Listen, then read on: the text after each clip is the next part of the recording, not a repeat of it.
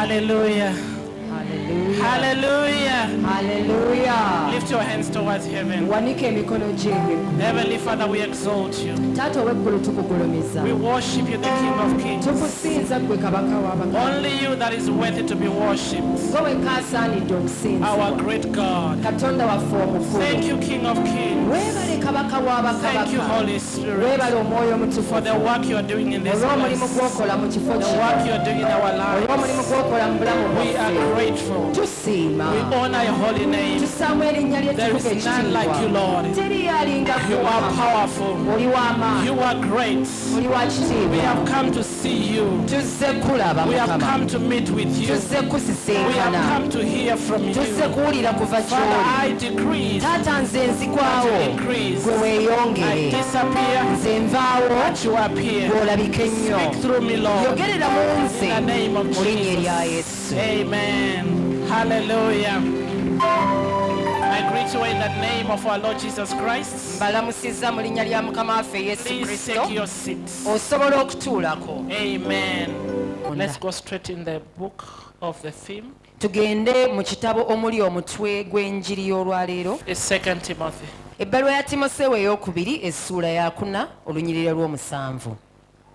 Nwanye okulwana okulungi, olugendo ndutuusizza, okukkiriza nkukuumye, ekisigaddeyo enterekeddwa engule obutuukirivu, Mukama waffe gy'ali mpeera ku lunaku luli. Asala misango egy'ensonga, so si nze nzekka, naye era ne bonna abaagala okulabika kwe. Nwanye okulwana okulungi, I have finished the race. era mmalirizza embiro zange, I have kept the faith. nkuumye okukkiriza. Finally, there is a laid up of me the crown of righteousness, which is the Lord, the righteous judge, who will give to me on the day, and not to me only, but also to all whom have loved his appearing. Enterekeddwayo engule ey'ekitiibwa, si nze nzekka, naye bonna abalina okukkiriza mu Kristo Yesu. Praise the Lord. Mukama yeebazibwe. The Bible says, fight the good fight of faith. Bayibuli etugamba tulwane olulwana olulungi olw'okukkiriza. Meaning to say, the journey of faith, it has to be, it's not easy. Ekitegeeza nti olugendo lw'okukkiriza si lwangu. You have to fight it. Olina There kululwana. are many things that are against this faith. Waliyo ebintu bingi ebikontana There n'okukkiriza are many kwaffe. things that fight what you believe. Waliyo ebintu bingi ebirwanagana na kino You ky'okkiriza. have to fight to be righteous. Naye olina okulwana okubeera You omutuukirivu. have to fight to be godliness. Olina okulwana okubeera You ow'obwakatonda. have to fight Olina kulwana till the end. okutuusa ku But nkomerero. there are many things that want to distract. Naye ate waliwo ebintu bingi ebyagala okujja ku mulamwa. I think I walked in when there was a skit here, Nnyingidde wano nga waliwo akazannyo ke muzannya. though I didn't manage to participate in it or to understand. Sikeenyigiddeemu naye ate sikategedde nnyo. But I thank God when Pastor Joy came, explained, gave Naye- a nutshell about it. Neebaza Katonda nti musumba Joyi bw'azze waggulu ate n'ayongera And this okukawumbawumba. is exactly what is fighting our faith. Bwe mbitegedde ne mmanya nti bino bye birwanisa okukkiriza kwaffe. The technology. Kalimagezi. Phones have become a distraction to people. Amasimu gafuuse ekituwugula. It's distracting families, Gawugudde amaka. distracting even our faith. Gawugudde n'okukkiriza A person who kwaffe. would have prayed for 1 hour Omuntu eyandimaze essaawa ennamba will ng'osaba. spend 2 hours on social media. Omala essaawa bbiri ng'oli ku mikutu By the migatta time you abantu. finish social media, W'omaliriza emikutu gino TikTok, n'ogenda ku you TikTok are already dozing. oba watandise dde And you say, okusumagira. I'll pray tomorrow. Ogaana asaba Before enkya. you know, 1 week you have not prayed. Oba oli awo ng'omaze wiiki nnamba 1 week you have tonnasaba. not studied your Bible. Wiiki nnamba tobikkudde ku But Bayibuli. something is fighting what you believe. Naye nga waliwo ekirwanisa okukkiriza Before you know, kwo. you have become cold. Oba oli awo ng'otandika The okunnyogoga. world is also calling. Nga n'ensi ekuyita. Is also calling. Ensi ekuyita. Before you know, you are in this function. Oba oli awo olina ku mikolo. And you come back home very tired and No. exhausted. Okomawo eka okooyo oyagala tosobola kugwa eri You can't even study your Bible. tosobola yadde okusoma ku You can't bayibuli even read the Word of God. tosobola kusoma kigambo So kya many katonda things are fighting your faith. ebintu bingi ebirwanisa But the okukkiriza Bible kwo said we have to fight to keep this faith. bayibuli egamba tulina okulwana okukuuma okukkiriza We kuno have to fight. tulina kulwana Sleep is fighting to take over. otulo twagala kuwamba But you have to wake up and resist and pray. naye olina okuzuukuka n'okulwanisa n'osaba If we are going to make it in this world. bw'oba wakukikola mu bulamu buno I want us to go to the book of 1 Timothy chapter 6. njagala tugende mu timoseewo ekisooka essula ya 6 We are going to read 1 Timothy chapter 6. tugenda mu bbaluwa ya timoseewo esooka essula ya 6 Praise the name of the Lord. erinnya lya mukama Tell lyebazibwe your neighbor we have to fight this journey. gamba munno luno olugendo tulina ddulwana bulwanyi okulumalayo We are going to read verse 11 and 12. tugenda kusoma ebbaluwa ya timoseewo esooka essula ya 6 olunyiriro lwa 11 ne 12 Please read. naye ggwe omuntu wa katonda ddukanga ebyo ogobererenga obutuukirivu okutya katonda okukkiriza okwagala okugumiikiriza obuwombeefu lwananga okulwana okulungi okw'okukkiriza nywezanga obulamu obutaggwaawo bwe wayitibwa n'oyatula okwatula okulungi mu maaso g'abajulirwa abangi. He said, but you, O men of God, flee from these things and pursue righteousness, godliness, faith, love, patience, gentleness. Fight the good fight of faith. Lay hold on eternal life, to which you are also called to have confessed the good confession in the presence of many witnesses. Hallelujah. The Amiina. Bible says fight, Bayibuli etugambye lwana, pursue, goberera. meaning to say it's not easy, it's your responsibility. Ekitegeeza si byangu naye buvunaanyizibwa bwo bukukakatako. As a woman, pursue Ng'omukyala goberera. righteousness, Goberera obutuukirivu. the words you speak as a woman. Ebigambo by'oyatula ggwe Do ng'omukyala they represent God? bikiikirira Katonda. The way you dress, Engeri gy'oyambala. do you dress like a woman who fears the Lord? Oyambala ng'omukyala atya Katonda. Probably the people you studied with. Osanga abantu be wasoma nabo mu There's a ssomero. certain kind of life they are living Waliwo ekika ky'obulamu bwe batambuliramu. in the area where you stay. Eyo mu bitundu gye mubeera. In those circles women are in, Mu bibiina by'olimu. there are things they are doing. Waliyo ebintu bye bakola. And because for you are born again, Naye olw'okuba ggwe walokoka. but you are admiring the life they are living. Naye mu bulokole bwe weegomba obulamu They bwabwe. put on shorts, Bambala empale ennyimpi. they put on funny things, Ne bambala obumini n'ebirala and they are ebirabiswaza. telling, look at you. Ne bagamba kale laba ono. What kind of dressing is this? Oyambadde biki ebyo? It's no longer Ebyo trendy. byaggwa dda ku mulembe. This is what is trendy. Bye biriko. But the Bible says pursue, Bayibuli egamba naye ggwe goberera. because we are living in a challenging world. Kubanga tuli mu biseera ebisoomooza. Let me tell you, not everything glitters is gold. Si buli kimasamasa nti zaabu. Not everything looks good is good. Si buli kirabika obulungi nti The kirungi. most important thing is how you end this world. Ekisinga obukulu nti nno obulamu buno obumaliriza Where are otya. you going to be when you leave this place? Onoova mu bulamu buno oddawa. Brothers and sisters, we are in transit. Abooluganda tuli mu lugendo. After all this said and done, Bino byonna nga biwedde. we are pursuing heaven. Tugoberera ggulu. And heaven, we don't just enter. Era eggulu tomala galiyingira. To manipulate God. Tosobola kudyekadyeka Katonda You n'omulimba. manipulate any office in this world Osobola okulimba ofiisi endala ku and nsi. enter and maneuver your way in. N'opangapanga n'oyingira. But heaven, you cannot manipulate. You Naye eggulu tosobola dipangapanga. must be a born again Christian. Olina okuba nga walokokera ddala. You need to pursue holiness. Naye ekisooka olina okugoberera As obutuukirivu. much as so many things are fighting, Newankubadde ebintu bingi ebikulwanyisa. remember you are a child of God. Jjukira ggwe oli mwana wa Katonda. Remember you are a woman of God. Jjukira oli mukyala wa Katonda. Remember you confess Christ. Jjukira oyatula Kristo buli lunaku. You pursue righteousness. Olina kugoberera You butuukirivu. pursue godliness. Olina kugoberera bwa katonda pursue love. olina kugoberera kwagala. Pursuing love is not easy. bannanga okugoberera okwagala si It's kyangu. easy to love people who can be loved. kyangu nnyo okwagala abaka There are people who are difficult to love. naye eriyo abazibu okwagala. Your mother-in-law nazaalawo who come every morning and insult you bw'abazze ajja buli makya and n'akuvuma call you names. n'akusoyasoya But the n'akuyita Bible says you amannya. have to love naye bayibuli egamba teeka olina kwagala. that neighbor oyo muliraanwa who speak ill about you. akwogerera And the amafuukuule. Bible says pursue love. naye bayibuli ekugamba gwe sigala ng'ogoberera kwagala. How do you pursue love to somebody who talk about you? kati osigala otya ng'oyagala omuntu akugeya? How do you pursue love somebody who have shown he doesn't love you? osigala otya ng'oyagala omuntu akulagidde ddala nti ye The takwagala? person who hates you and even show you. omuntu akukyawa n'akikulaga. But the Bible says pursue. naye bayibuli gwe kugamba goberera kwagala. kubanga olugendo lw'obulokozi si bwangu. This journey of salvation is not easy. luno olugendo lw'obulokozi si You have lwangu. to pursue. olina kugoberera. Someone is telling you, waliwo akugamba maybe has taken over your husband, nti osanga baatwala omwami wo. but you have to pursue love and naye win. olina kusigala mu kwagala mw'ojja okuwangulira. There is a sister in church waliyo sisita ali mu kkanisa who has tormented you.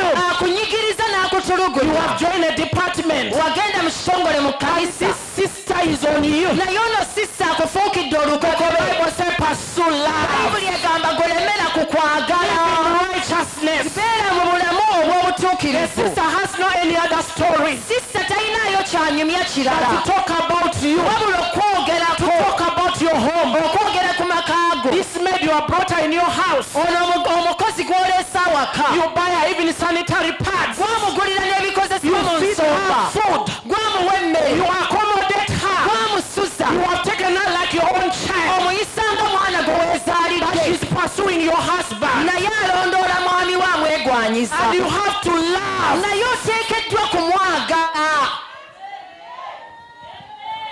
How difficult this journey of salvation. ng'olugendo lw'obulokozi luzibu. You buy your mother-in-law a Gomez, she looks at it like this. nazaala onoomugulira gomasi n'agitunuulira ati And the man of my son.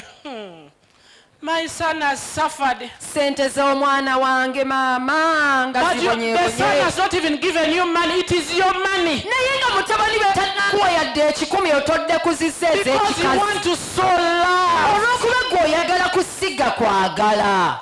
Put it there. alaga kiteekaawo. No, thank you. takwebaza.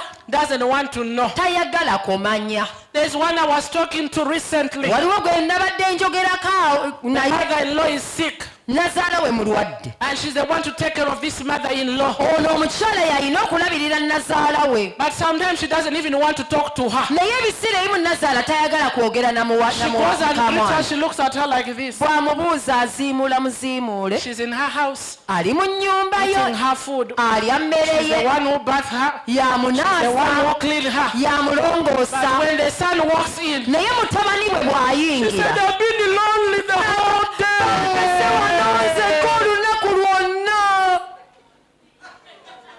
She gives her food, she refuses. bw'amuwa emmere nga mutabani taliiwo n'agigaana. When the son comes back, say, I've not eaten. mutabani bw'akoma n'aganze tebannampa kyakulya wano nsiiba I'm njala. even shaking. era ntandise n'okkankana. The son goes to the wife, how dare can you do this to my mutabani we mother? n'agenda n'ayambalira omukyala n'amugamba maama omuyisa otya bw'oti.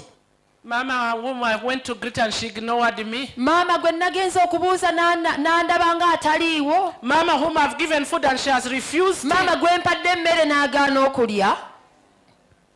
And you have nothing to do. era oba tolina kyakkola. Remember, she gave birth jjukira ye yazaala to this so-called husband. omwami ono. It takes God to fight for you. kitwala katonda mweno kulwanira. Hallelujah. amiina. You have to fight for what you believe. olina kulwanirira kino ky'okkiriza. There are those who are questioning your salvation. waliwo abeebuuza bapimapima okukkiriza Because of your situation, they are saying, where is your God? olw'embeera gy'oyitamu babuuza naye katonda waaliwa. I'm a woman who believed God for a child for 8 years. nze gwolaba nakkiriza katonda okumpa ezzadde emyaka 8. People called me names. abantu nga bampita amannya. They called me a barren woman. baŋŋamba mbu ndi mugumba. They said I don't have tubes. ne bagamba mbu saasigaza They said I nseke. don't have a ne uterus. bagamba mbu nabaana baagijjamu. They said that one aborted many ne times. bagamba oyo gemulaba yajjamu embuto nnyingi. Others they say, where is her God? nga bagamba mbu katonda wange aliwa.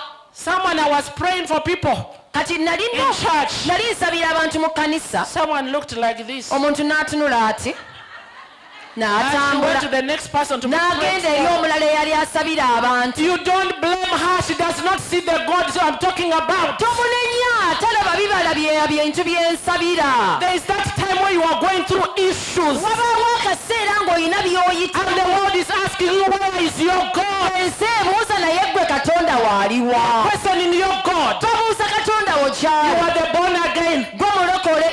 but you are busy in the Muslim asking for salt. naye gwagenda ku basiraamu okwewolayo omunnyo. You are asking for sugar to give children tea. weewola sukaali ejiiko 2 owa You abaana want to preach to kyayi. them that God is powerful. tosobola babuulira nti katonda And w'amaanyi. they are asking you, where is your God? bajja kumubuuza katonda waaliwa. God, you are telling us that is powerful. katonda gw'otugamba w'amaanyi. And he cannot give you rent. n'alemerera okuweeza And he landiroodi. cannot give you a job. n'alemerera okuwa He omulimu. cannot give you school fees. n'alemerera okuwa sikulu But I've fiizi. come with good news naye today. nazze n'amawulire amalungi We leero. serve a faithful God. tuweereza katonda We omwesigwa. serve a living God. tuweereza katonda He's omulamu. God that remembers ye katonda people. ajjukira abantu. He fights our battles. atulwaniza entalo zaffe. Pursue godliness. goberera He obutuukirivu. will fight for you. katonda oyo ajja You kulwanirira. have to fight for what you believe. olina okulwanirira kino ky'okkiriza. That neighbor who wants to sleep with you oyo omuliraanwa ayagala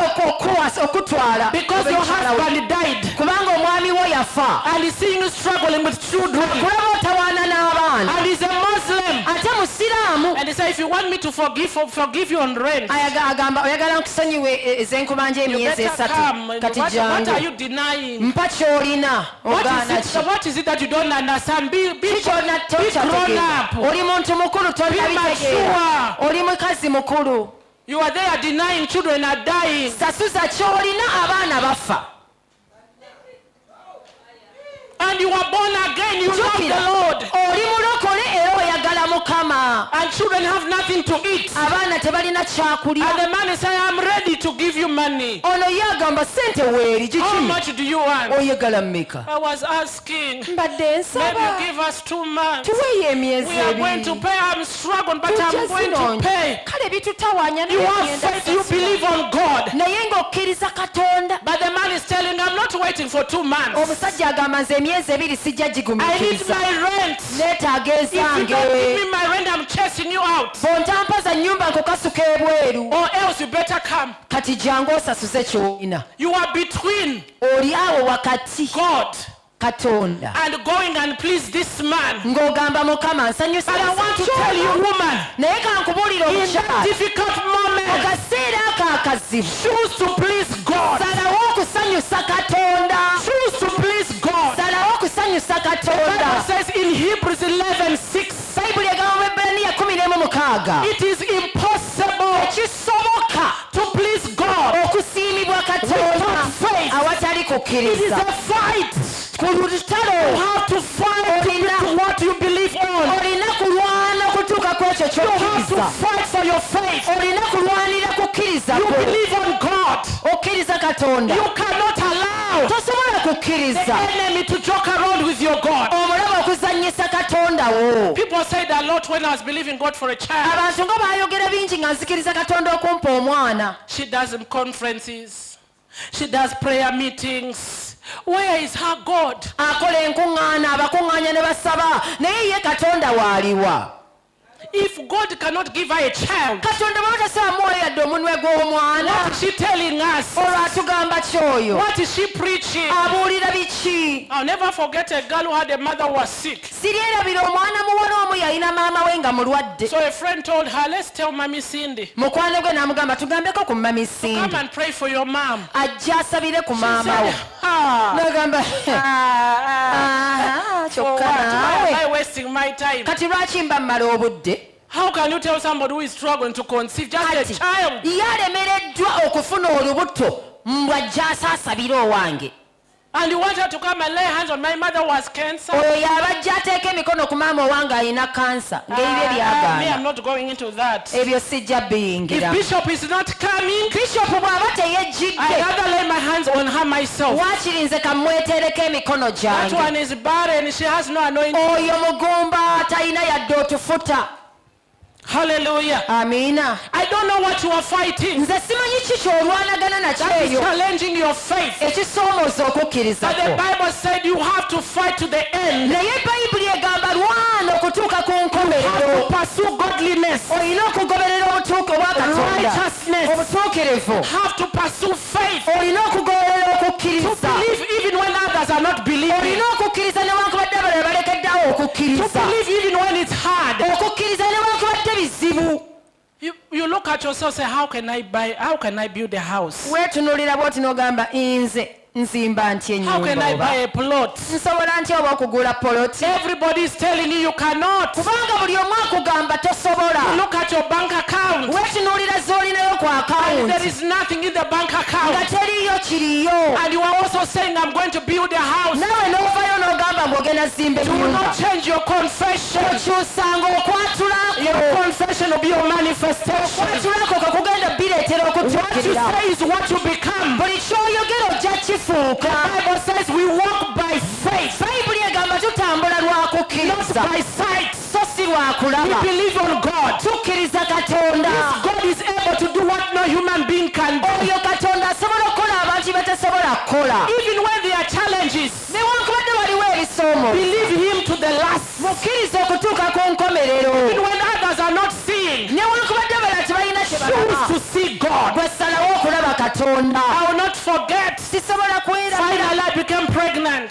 oluvannyuma nafuna olubuto I was in and out hospital. ng'afuluma amalwaliro bwe ngayingira Almost every week I'm on drip. buli wiiki nga banteekako eccupa The pregnancy was threatened to come out. ng'olubuto lwagala kuvaamu buli And lunaku doctor saying, no, abasawo ne bagamba these are nedda precious babies. We have waited. bano abaana ba muwendo nnyo nga tulinze I was saying, Lord, hold it. nga nange ngamba mukama olubuto It cannot olukwatirire come out after 8 years. Lord, how do I go back to church? terusobola kuvaamu oluvannyuma lw'emyaka munaana nsireyo ntya mu They kkanisa have seen me pregnant. What are they going to say? nga ndi lubuto naddayo ntya nemba When I nyonjogera go back empty-handed, bwe naddayo engalo ensa I was always in and out hospital. kubanga nga nnyingira amalwaliro bwe ngafuluma I got tired nabikoowa of the cannula. These hands were nakoowa paining. okunfumitafumita I lost all the weight because I could not eat. nenkogga kubanga nali siina appetite The only thing was growing was the tummy. kubanga ekyali kikula nga lwe lubuto lwokka But as for me,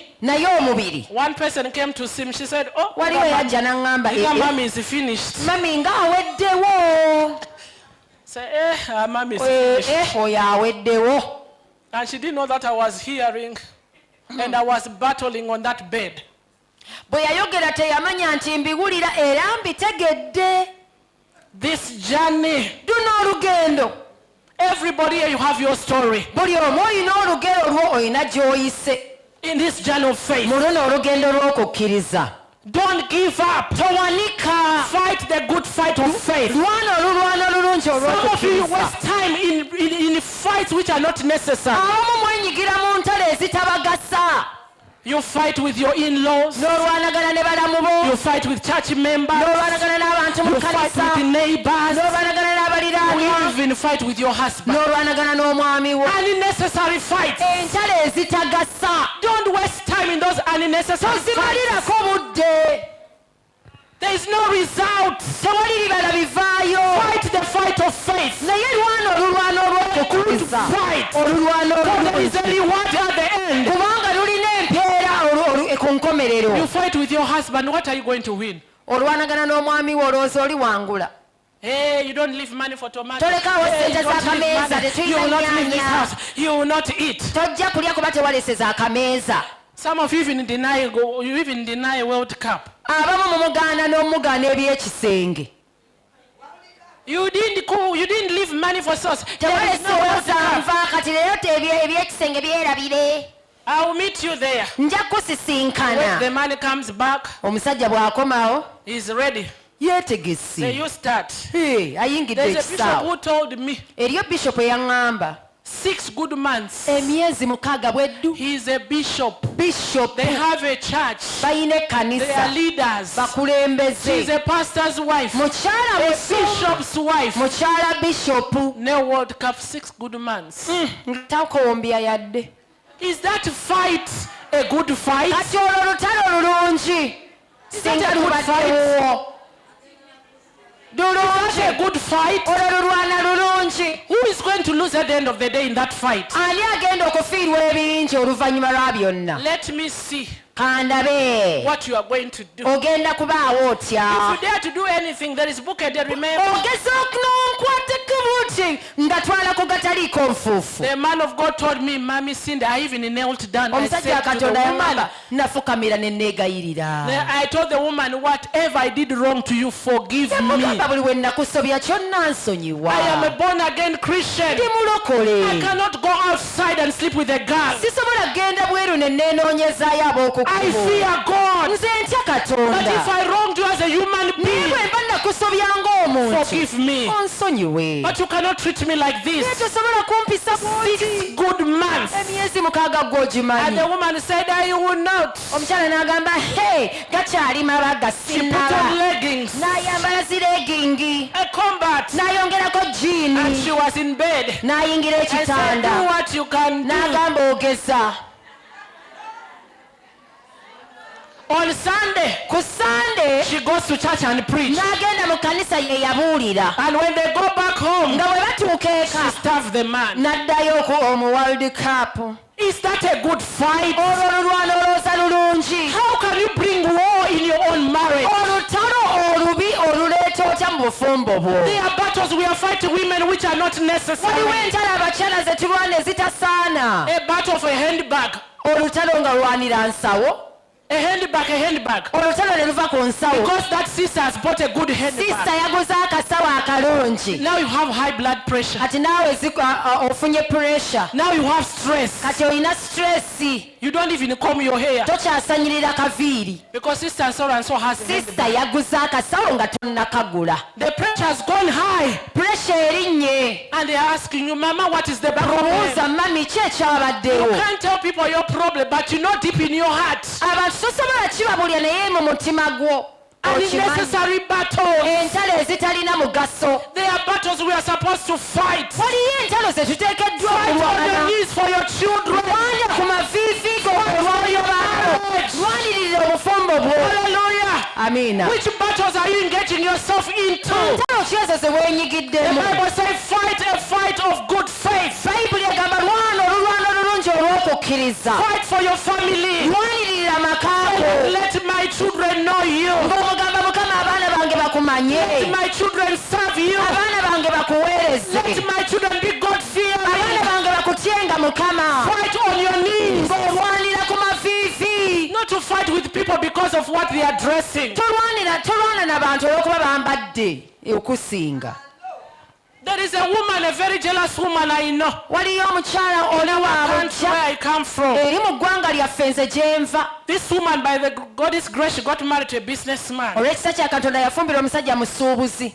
And they had money. baalina ssente God gwe bless them. mukama yabawa omukisa But they had one problem in naye their marriage. baalina ekizibu kimu mu bufumbo The bwabwe woman had excessive jealousy. omukazi ng'alina ebbuba They come to church. Any sister who looks good, she wants my husband. nga bajja mu kkanisa bw'alabayo omuwala yenna alabika obulungi oyo Any yeegwaniza sister who omwami dress better, she wants my sisita husband. ayambadde obulungi oyo yeegwaniza omwami wange Hey, madam, if you are here, maama leave people alone. bw'oba oli wano ng'oli bw'otyo Nobody abantu is interested baveeko in your husband, please. teyayagala mwami wo bambi mwerabiririre Sister got enemies. sisita n'afuna abalabe Sister never was no longer greeting people. sisita nga takyabuuza muntu The next yenna thing was to leave church ekyaddako n'ava mu kkanisa because she was fighting with everyone. kuba yali kati alwanagana na buli omu Every day she's at the pastor's buli office. lunaku ng'agenda mu ofisi y'omusumba This sister in the ushering olaba department, oli omukebezi the way she smiled at my husband. yasekedde omwami wange The other one, the sister in hospitality, oli sisita alabirira the way abagenyi she put on her shoes. engeri gye yambadde akagatta akawanvu So people have to dress like they are mad people because of your husband. abantu bambale nga balalu olw'okubamba omwami wo. Fight a good fight. Lwana olulwana obulungi olw'okukkiriza. That husband, you can never control him. Oyo omwami tosobola mmufuga. But you can fight for him in prayer. Osobola mmulwaniririra mu You can ssaala. pray for that man and God can change him. Osobola okusabira omwami oyo Mukama n'amukyusa. You can fight for your children in prayer. Osobola okusabira abaana abo. Now that our children have grown, Kati abaana baffe nga bwe bakuze. now they are seeing girls. Are you going to fight every girl? You leave my son. You batandise leave okulaba my son. obuwala ogenda baga va ku mutabani wange oyo muveeko. No. Prayer. Tobeerayo yonna naye kanya Have time saala. with God. Funa akaseera ne Be a Katonda. praying mother. Beera maama asaba. Hallelujah.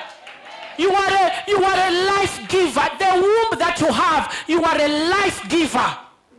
The womb that you have, you are a life giver. Olubuto lw'olina oba nnabaana lugaba bulamu era oli mugabi wa bulamu. What makes you different from a man because for you have a womb? Ekikuleeta okuba ow'enjawulo ku basajja kuba ggwe olina nnabaana. We carry destiny in our wombs. Mu nnabaana zaffe twetikka You magenda. cannot carry destiny when you are a prayerless woman. Tosobola kwetikka magenda mu ggwe nga oli mukyala talina ssaala mu You ggwe. are carrying destiny. Weetisse magenda. To watch over this destiny in prayer. Weetaaga ogalabirira mu ssaala. You pray for your children as young as they are. Olina okusabira abaana bo newankubadde bakyali bato. By the grace of God, after 8 years, I have a daughter. Olw'ekisa kya Katonda oluvannyuma lw'emyaka 8 kati nina omwana As young ow'obuwala. as she is, I've already started praying for her marriage. Akyali muto nnyo naye nsabira obufumbo bwe.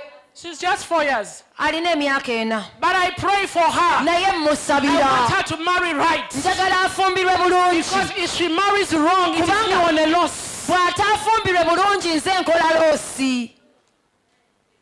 You carry destiny. Weetisse magenda. You have a lot of things to fight for. Olina bingi Don't ebyokulwanira. fight these cheap battles. They will not benefit you. Tolwana buno obutalotalo obutono tebugenda kumalamu maanyi. Husband is sleeping for you or half sleeping. Omwami yeebase weetala ennyumba yonna. Why are you half sleeping? Lwaki weetala phone. ennyumba oyagala simu ye. His phone. Oyagala kebera Once you simu. sleep like this, Bwe yeebaka n'abulizaako n'okebera oba abulizaako you n'oginyagawo. are in toilet check. Who has he called? Kandabe Who has abadde he talked akubira ani message zaani. to?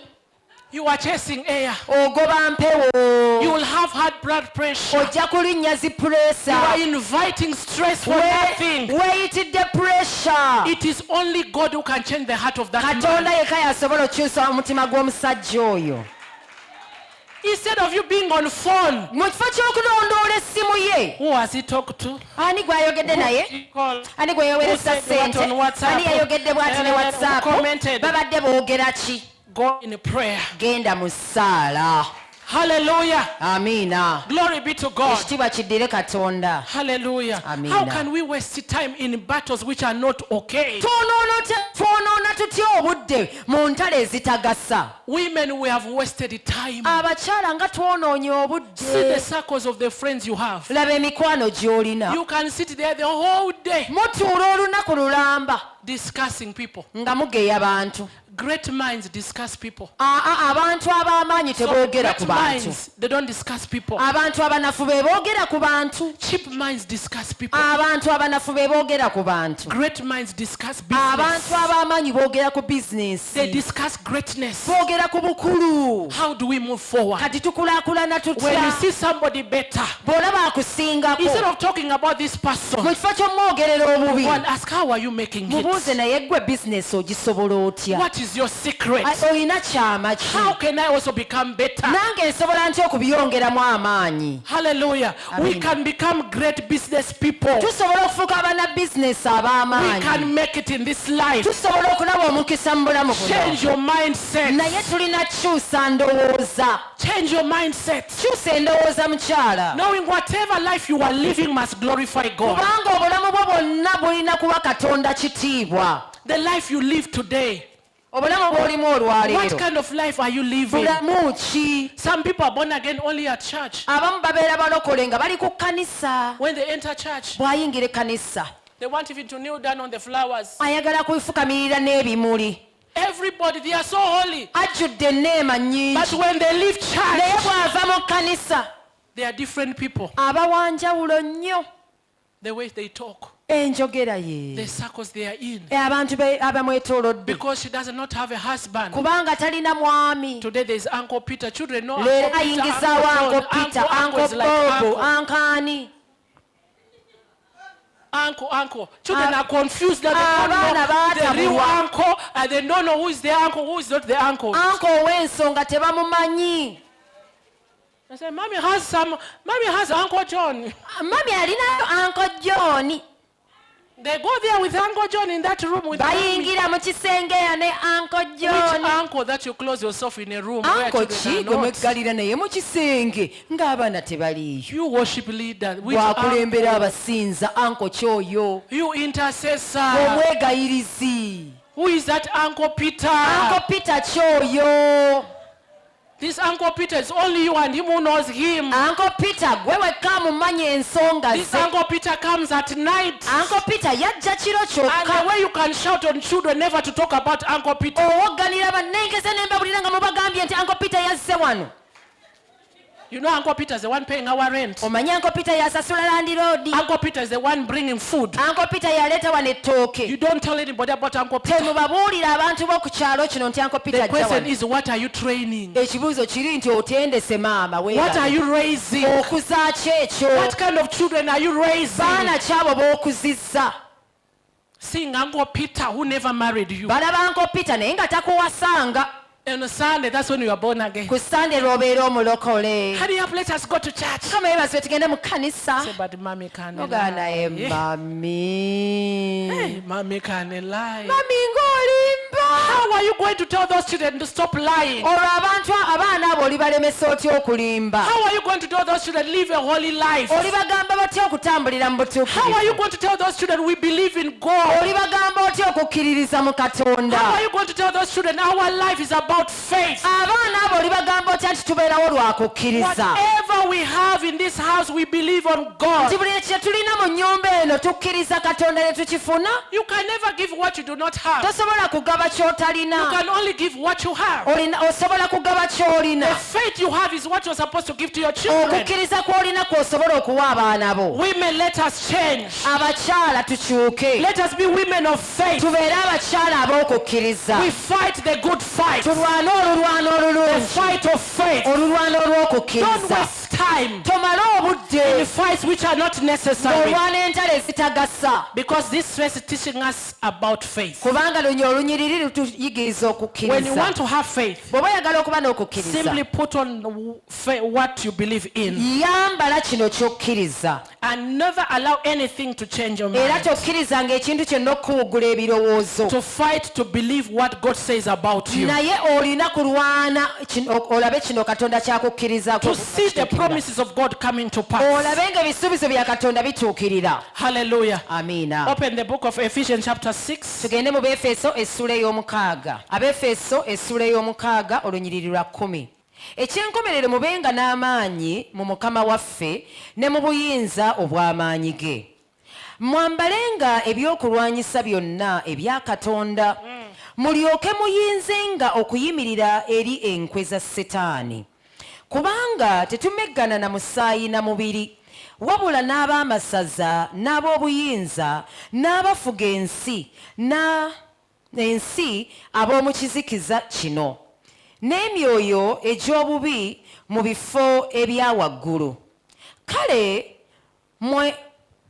mutwalenga ekyokulwanyisa kyonna, mutwalenga ebyokulwanyisa byonna ebya Katonda, mulyoke muyinzenga okuguma ku lunaku olubi, era bwe mulimala okukola byonna musobole okuyimirira. Finally, my brethren, be strong in the Lord and in the power of his mighty. Put on the whole armor of God, that you may be able to stand against the wiles of the devil. For we wrestle not against flesh and blood, but against principalities, against powers, against the rulers of the darkness of this world, against spiritual wickedness in high places. Wherefore take unto you the whole armor of God, that you may be able to withstand in the evil day, and having done all, to stand. Amen. Hallelujah. Amina. Glory be to God. Ekitiibwa kiddire Katonda. Is someone being blessed this afternoon? Waliwo aweebwa omukisa ndage ku He said, mukono. be strong in the Lord. Agambye nti beera w'amaanyi mu Mukama. Why? Because this world we are living in, there are challenges. Kubanga eno ensi gye tulimu mulimu ebisoomooza. But be strong in the Lord. Naye beera w'amaanyi mu Mukama waffe. Hallelujah. Amiina. Be strong in the Lord and his mighty power. Beera w'amaanyi mu Mukama era ne mu maanyi g'obuyinza Put bwe. on the whole armor of God. Yambala ebyokulwanyisa bya Katonda byonna. Because we wrestle not against flesh and blood. Kubanga tetumeggana na mubiri na musaayi. Don't waste time in unnecessary battles with Tomala people. budde bwo ng'olwanyisa n'abantu. The Olwanagana way you n'abantu. dress up clothes. Engeri Say, gy'oyambala put on the ziri whole armor of God. agambye yambala bulungi nnyo ebyokulwanyisa bya Have Katonda. faith. Beera n'okukkiriza. It's a challenging world. Eno ensi ejjudde But be ebisoomooza. strong. Naye gwe beera w'amaanyi. Whatever you are going through, Buli kyonna ky'oyitamu God is going to see you through. Katonda agenda kikuyisaamu. Hallelujah. You will Amiina. testify the goodness of the Lord. Ojja kujulira obulungi bwa Yes, you are Mukama. being challenged. Weewaawo oyise mu But God is kusoomoozebwa. not done with you Naye yet. Katonda tannamaliriza by'ayagala Yes, kukola. people have walked away. Abantu bakuvuddeko. People are mocking you. Abantu bakusekerera. When will she get married? Oyo alifumbirwa. She's always in church. Bulijjo abeera mu All kkanisa. the money she gives to church. Sente zonna ziwa mu Every kkanisa. time she's going to church. Abeera agenda mu kkanisa buli But she kiseera. has nothing. Naye talina kyalagawo. Do not worry. Be strong in the Lord. Tewetaliikira beera w'amaanyi mu Mukama Be waffe. strong in the Lord and his mighty power. Beera w'amaanyi mu Mukama waffe era For the n'amaanyi Lord will give you a buyinza bwe. testimony. Mukama agenda kuwa obujulizi. Glory be to God. Ekitiibwa kiddire Katonda. Don't worry. Teweeraliikirira. There are many things. Waliyo ebintu bingi. I always say to people, don't be deceived by these sirens. Ntera okugamba abantu nti buno obugombe bwebufunguwa barabara With these tebukweraliikiriza. eyelashes. Nti nno gana buno obukooweekoowe With this bagattako. hair. Nti zino enviiri. Hey, Tebikweraliikirizanga. the rich are crying, the poor are crying. Abagagga bakaaba n'abaavu bakaaba.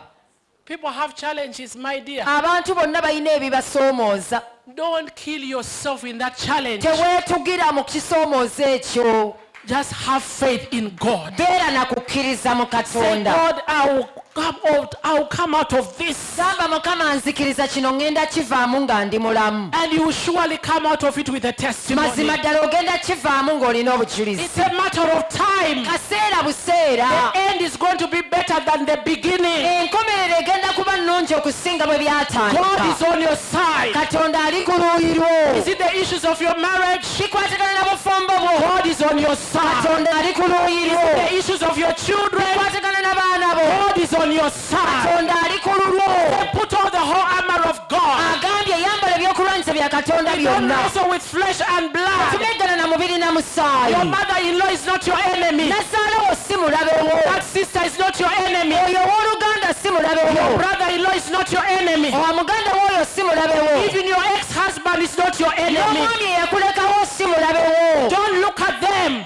Tobatunuulira. Look at the devil behind them. Tunuulira sitaani eyali emabega Say, waabwe. Mr. Devil, enough is enough. Omugambe sitaani ekimala You kimala. cannot torment my children. Tosobola kunyigiriza baana I'm a bange. praying woman. Nze ndi mukyala You cannot asaba. torment my marriage. Tosobola kunyigiriza bufumbo I'm a bwange. praying woman. Ndi mukyala asaba. A praying woman Omukyala asaba is a winning ye woman. mukyala I awangula. want you to know, Njagala when you omanye prevail in prayer, owangulira mu you ssaala prevail in life. owangula n'embulamu obwa bulijjo. The needs of a praying woman Amavivi g'omukyala asaba might not be beautiful, gayinza obutalabika but bulungi, the life of a praying woman is naye beautiful. obulamu bw'omukyala asaba It is bulabika a life bulungi. of testimony. Obulamu obujjudde Hang obujulizi. on faith. Sigalira ku kukkiriza. Believe God. Kkiriza Even Katonda. when things are tough, Newankubadde ebintu bikalubo. but by faith, Naye we will olw'okukkiriza overcome this mountain. tojja kuwangula olusozi luno. I'm beginning to close. Ntandise okumaliriza. Open the book of Hebrews. Tugende mu Bebbulaniya. Hallelujah. Amiina. Open the book of Hebrews. Abebbulaniya. Hebrews 11 verse 33. Abebbulaniya 11:33. Olw'okukkiriza abo be baawangula obwakabaka. Yeah. Be baakola eby'obutuukirivu. Be baafuna ebyasuubizibwa. be baabuniza obumwa bw'empologoma. who through the faith subdued kingdoms, ought righteousness, obtained promises, stopped the mouth of lions.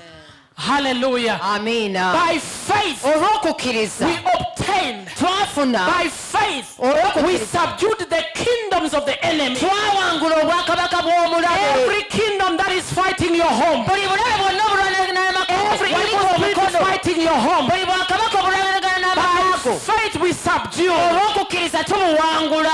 By faith we subdue. Olw'okukkiriza I tumuwangula. have come with good news tonight. Nasse n'amawulire amalungi In olwaleero. that situation, Mu mbeera eyo gy'olimu, whatever kingdom surrounding your buli home, bwakabaka obwetoolodde whatever amakaago, situation surrounding your faith, buli mbeera eyeetoolodde by'okkiriza, even challenging your health, nga bisoomooza n'obulamu, by faith we olw'okukkiriza subdue every kingdom. tusuula wansi By bwakabaka, faith we olw'okukkiriza overcome every situation. tuwangula buli mbeera. Rise up to your feet. Yimirira ku magulu We go, are going to pray. tugenda kusaba By faith nti olw'okukkiriza we subdue tusuula the wansi kingdoms of the enemy. obwakabaka By bw'omulabe. faith we Olw'okukkiriza subdue witchcraft. tusuula wansi By faith we olw'okukkiriza subdue barrenness. tusuula wansi obugo. Every kingdom of the enemy. Buli bulabe Lift up your hands bwakabaka and begin to pray. walika emikono tutandike okusuula. Open your mouth and begin to pray. yasamya akamwa ko otandike okusaba. Bible says in 1 John chapter 5, bayibuli egamba baluwa ya yokaana esooka essula verse ey'okutaano 4, olunyiri lwakuna whatsoever is born of God na buli kizaalibwa katonda overcomes the world. kiwangula I have ensi. come to tell you what an overcomer. nazze okugamba gweoli muwanguzi. Even outside you might not look it, wabweru oyinza but obutakifaanana you are an overcomer. naye oli muwanguzi. People underestimate you, abantu bakuyisaamu but you are an amaaso overcomer. naye oli muwanguzi. By faith you build that house. olw'okukkiriza ogenda kuzimba By ennyumba eyo. faith you buy that land.